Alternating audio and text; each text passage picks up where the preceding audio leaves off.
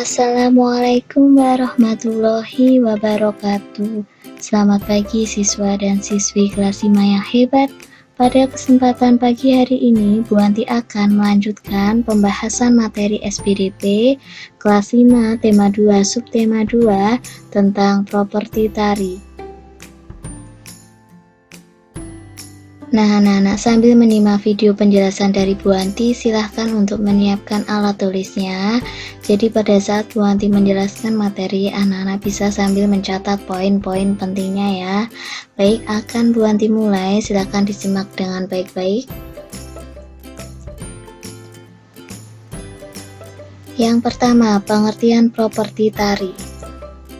Properti tari adalah segala kelengkapan dan peralatan yang digunakan ketika pertunjukan tari. Dengan menggunakan properti, penari dapat menyampaikan ide dan makna gerakan dalam tariannya agar mudah dipahami penonton.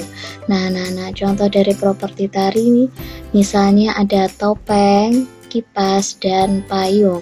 Nanti untuk lebih lengkapnya akan kita pelajari bersama ya. Kemudian fungsi properti tari.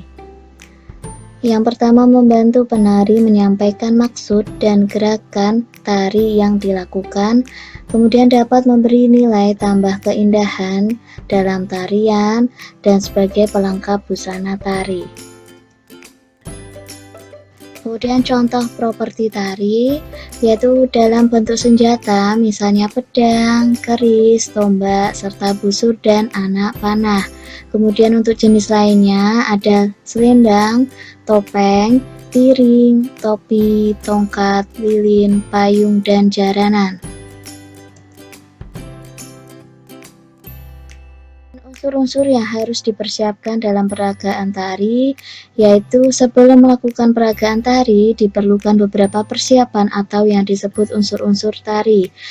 Peragaan tari akan berjalan lancar jika unsur-unsur tari tersebut telah terpenuhi. Nah, ini dia unsur-unsur yang harus dipersiapkan dalam peragaan tari ya.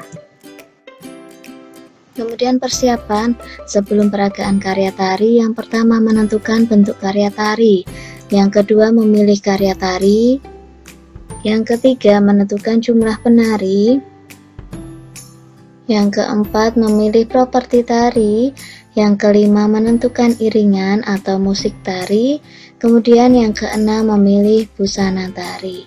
Nah, silahkan sambil dicatat ya.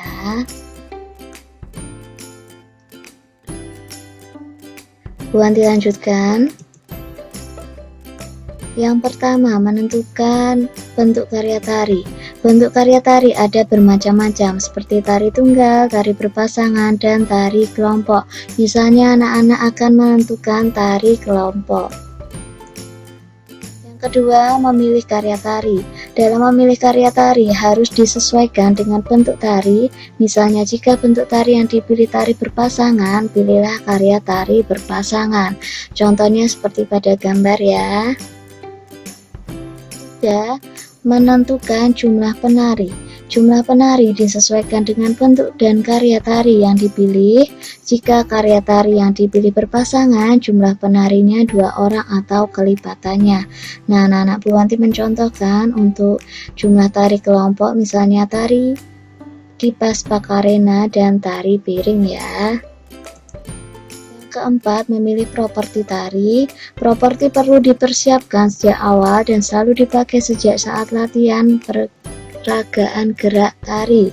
Tujuannya agar pada saat peragaan di depan penonton kamu sudah terbiasa dengan penggunaan properti sehingga sesuai dengan gerak tari. Nah, misalnya untuk tari jaranan kepang, propertinya yaitu berupa jaranan atau kuda mainan ya, seperti itu. Yang kelima, menentukan iringan tari. Saat ini iringan tari bisa kita dapatkan dalam aneka bentuk rekaman seperti kaset, CD, atau flash disk. Persiapkan iringan tari sejak awal dan gunakan selalu setiap kali latihan. Tentu saja ya anak-anak ya. keenam, memilih busana tari. Dalam memilih busana tari harus disesuaikan dengan tema tari. Busana tari dapat dibuat sendiri atau menyewa di tempat persewaan busana tari. Nah, contoh tari yang menggunakan properti, yang pertama ada tari jaranan kepang, menggunakan properti jaranan ya, kemudian berasal dari Provinsi Jawa Timur. Selanjutnya ada tari serimpi menggunakan properti selendang, yaitu berasal dari Provinsi Yogyakarta.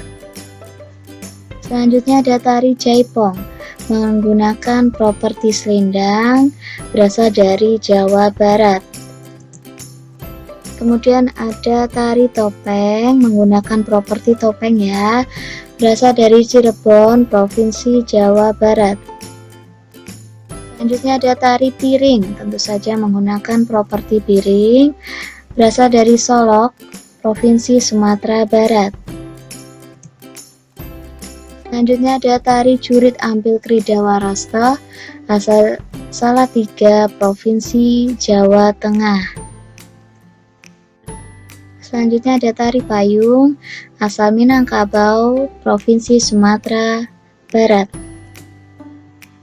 Selanjutnya ada tari kipas pakarena menggunakan properti kipas, berasal dari Goa, Sulawesi Selatan ya. Ada tari legong menggunakan properti kipas, berasal dari Provinsi Bali.